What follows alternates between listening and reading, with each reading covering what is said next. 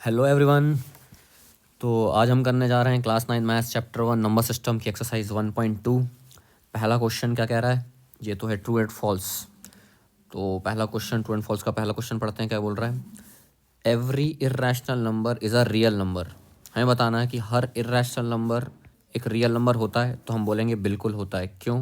क्योंकि आपके जो रियल नंबर्स होते हैं वो किससे मिलकर बनते हैं, रैशनल नंबर और इर्रेशनल नंबर। मतलब सारे रैशनल नंबर्स और इर्रेशनल नंबर्स मिलके ही क्या बनाते हैं, रियल नंबर्स। जब हमने इंट्रो में चार्ट देखा था तो हमने समझा था कि वहाँ पर रैशनल नंबर और इर्रेशनल नंबर मिलाकर क्या बनता है, एक रियल नंबर। ठीक है, तो अपन बोल देंगे जो पहला स्टेटमेंट है वो क्या है, ट्रू है। क्यों? क्योंकि आपका since the collection of real number is made up of rational and irrational numbers. ठीक है, ओके। अब हम कर रहे हैं क्वेश्चन नंबर फर्स्ट का second. Every point on the number line is in the form of under root M where M is a natural number. अब ये स्टेटमेंट क्या है, ट्रू और फॉल्स? तो हम बोलते हैं कि ये स्टेटमेंट फॉल्स हो गया। अच्छा क्यों हो गया, देखना आना जरा, देखना यहाँ पे आंसर में फॉल्स हो गया। क्यों? देखो, अंडर मतलब नंबर लाइन के अंदर कोई भी नंबर, नंबर लाइन के ऊपर कोई भी नंबर, जैसे 0 1 2, इधर -1 -2, ऐसा कोई भी नंबर हो ना, उसको हम इस फॉर्मेट में लिख सकते हैं जहाँ पर एम एक नेचुरल नंबर होना चाहिए। पर ये स्टेटमेंट गलत हो गया। ऐसा इसलिए क्योंकि अंडर रूट का आंसर, आपको एक चीज़ पता होनी चाहिए, अंडर रूट के अंदर कोई भी क्वांटिटी हो, कोई भी क्वांटिटी हो, उसका आंसर कभी भी नेगेटिव नहीं आ सकता। मैंने क्या बोला, अंडर रूट है, अंडर रूट के अंदर कोई भी क्वांटिटी है, एम हो चाहे कुछ भी हो, इसके अंदर कुछ भी हो, इसकी वैल्यू कभी भी नेगेटिव नहीं आ सकती। इसका मतलब हम इस चीज़ से नंबर लाइन के अंदर जो नेगेटिव नंबर्स है ना, -1 -2, इवन -2.5 -3, ये सारे के सारे नंबर्स हम इससे रिप्रेजेंट नहीं कर सकते। तो ये स्टेटमेंट क्या हो गया, फॉल्स। एक बार रीड कर लेते हैं आंसर। फॉल्स हो गया statement, as negative numbers can not be expressed as square root of any other number. मतलब किसी भी नंबर का स्क्वायर रूट करोगे तो आपको कभी भी नेगेटिव आंसर, नेगेटिव नंबर नहीं मिल पाएगा। तो हम नेगेटिव नंबर्स को इस फॉर्मेट से नंबर लाइन पे प्लॉट नहीं कर सकते। तो इसलिए स्टेटमेंट क्या हो गया, फॉल्स। ठीक है, अब फर्स्ट का तीसरा देख लेते हैं। क्या बोल रहा है, every real number is an irrational number. तो ये स्टेटमेंट भी गलत हो गया। हमने तो पढ़ा था रियल नंबर क्या होता है, रियल नंबर किससे मिलकर बनता है, रैशनल और इर्रेशनल नंबर्स। ठीक है, अब मैं यहाँ पे स्टेटमेंट बोला जा रहा है कि हर रियल नंबर जो है, हर रियल नंबर जो है वो इर्रेशनल नंबर होगा। पर ऐसा थोड़ी है, आपके कुछ रैशनल नंबर्स होंगे जो रियल नंबर तो होंगे पर इर्रेशनल नंबर्स नहीं होंगे। तो ये स्टेटमेंट भी क्या हो गया आपका, फॉल्स। अब इसका आंसर रीड कर लेना एक बार। क्या बोल रहा है, S real numbers include both rational and irrational numbers, therefore every real number can not B irrational. मतलब कुछ रियल नंबर आपके रैशनल नंबर्स भी तो होंगे। तो इस वजह से ये स्टेटमेंट भी क्या हो गया। अब हम करते हैं question number second. Question number second बोल रहा है कि are the square roots of all positive integers irrational. क्या कोई भी पॉजिटिव इंटीजर का स्क्वायर रूट करोगे तो वो इरेशनल होगा?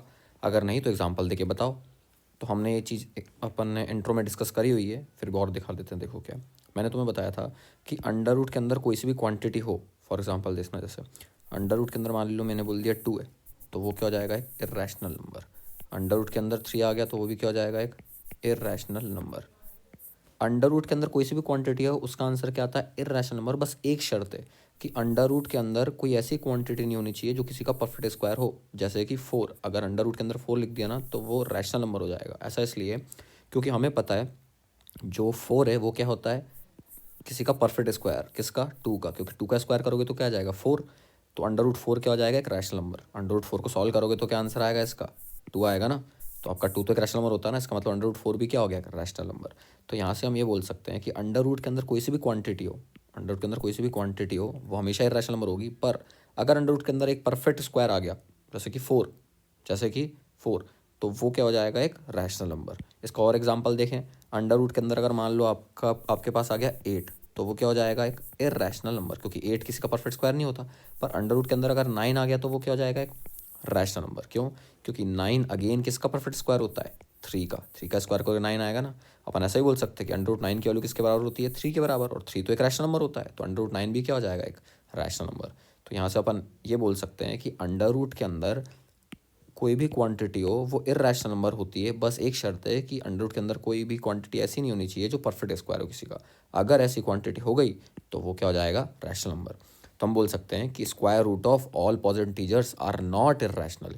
क्योंकि अगर आपने ऐसे पॉजिटिव इंटीजर्स लिए जो किसी के परफेक्ट स्क्वायर हैं, तो उनका स्क्वायर रूट करने पे आपको एक रैशनल नंबर मिल जाएगा। इसके एग्जांपल्स मैंने आंसर में यहाँ भी लिखे हुए हैं। देखो √4 एक रैशनल नंबर है, √9 एक रैशनल नंबर है। क्यों? क्योंकि √4 की वैल्यू 2 होती है और 2 एक रैशनल नंबर, तो √4 भी क्या हो गया? एक रैशनल नंबर। √9 एक परफेक्ट स्क्वायर है ना 9, तो √9 का आंसर वैल्यू कितनी होती है? 3, तो 3 एक रैशनल नंबर है, तो √9 भी क्या हो गया? एक रैशनल नंबर हो गया। तो हम करेंगे एक्सरसाइज 1.2 का क्वेश्चन नंबर 3। बोला जा रहा है √5 को नंबर लाइन पे प्लॉट करना है। तो नंबर लाइन पे प्लॉट करने के लिए √5 को हम सबसे पहले एक लाइन ड्रॉ करेंगे, ठीक है।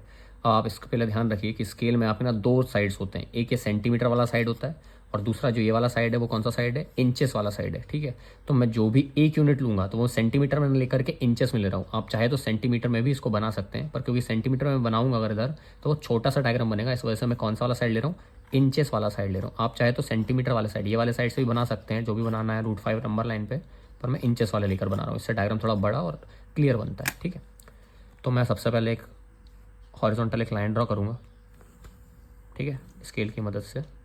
तो मैंने एक लाइन ड्रॉ की, इसमें मैं पॉइंट्स लिख देता हूँ। ये जैसे ये 0, ये 1 हो जाएगा, ये 2 हो जाएगा, ये 3 हो जाएगा, ये 4 हो जाएगा। ऐसे नंबर लाइन पे लाइन प्लॉट कर दी, ठीक है।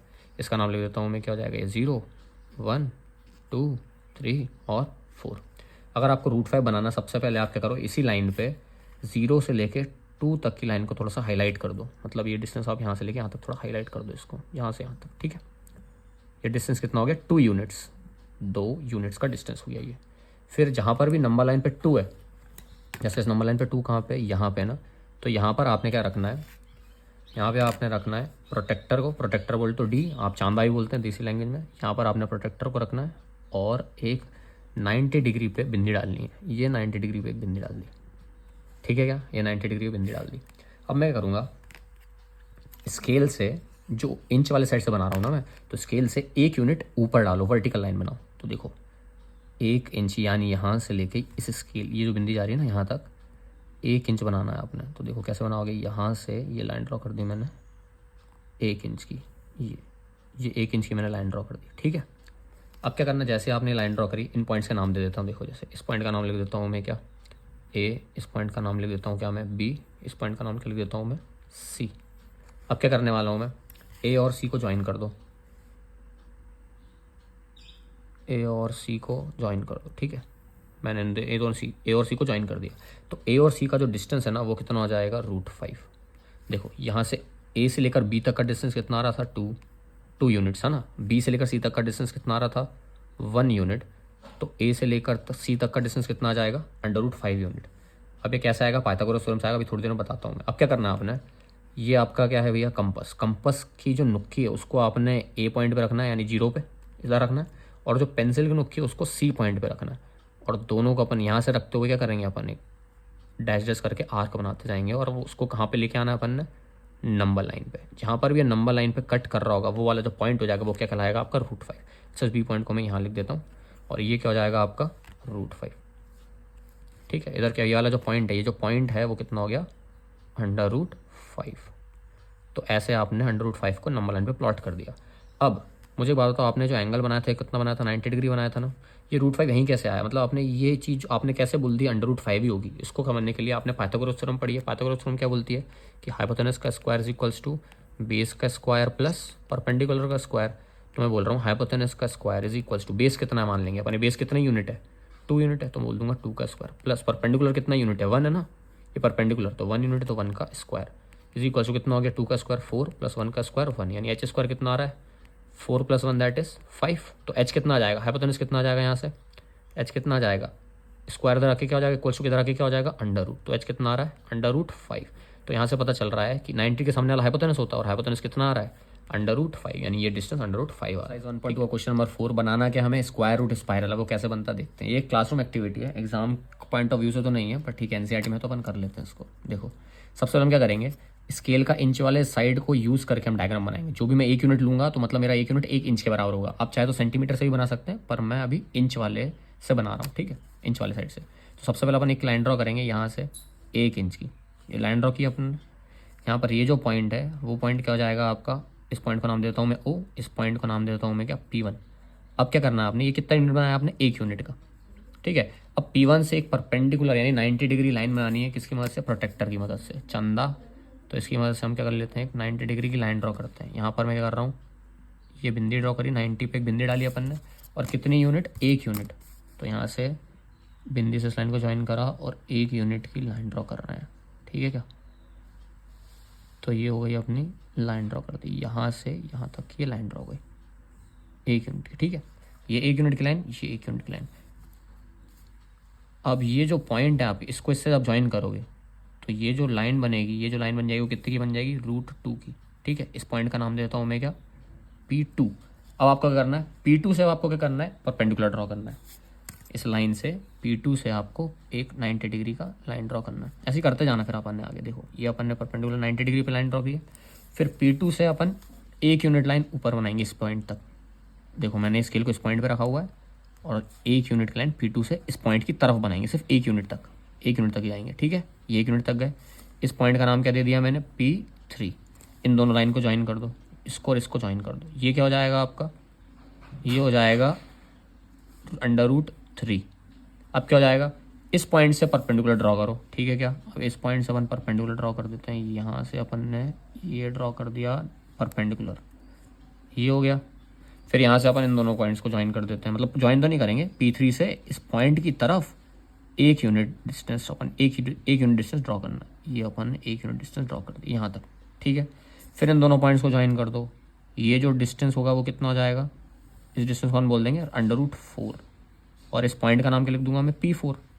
फिर P4 से परपेंडिकुलर ड्रॉ करो, एंड सो ऑन चलता जाएगा, ठीक है क्या? यहाँ से अपन ने परपेंडिकुलर ड्रॉ करा यहाँ पे, फिर हमने इधर से इधर की तरफ, इस पॉइंट की तरफ 1 यूनिट लाइन ड्रॉ कर दी। ये 1 यूनिट ड्रॉ करा।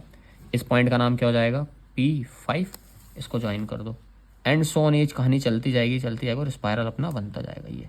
ये बन गया। फिर लास्ट बना रहा हूँ मैं, इसके बाद नहीं बनाऊंगा, ठीक है। फिर इस पॉइंट से अपन ने परपेंडिकुलर यानी 90 डिग्री ड्रॉ करना, 90 डिग्री की बिंदी डाली इधर, ठीक है। फिर P5 से 1 यूनिट की लाइन इस पॉइंट की तरफ डाली अपन ने, ये डाल दिया 1 यूनिट की लाइन, और इसको किससे ज्वाइन कर दिया अपन ने? O से, ठीक है। ये O से ज्वाइन कर दिया अपन ने। तो ये जो डिस्टेंस हो जाएगा कितना हो जाएगा? √6। ये √5 हो गया, डिस्टेंस कितना हो गया? √6। सारी कितनी यूनिट की लाइन? ये 1 यूनिट, 1 यूनिट, 1 यूनिट, 1 यूनिट, ठीक है। ये अपन ने क्या बना लिया? एक स्क्वायर रूट स्पायरल।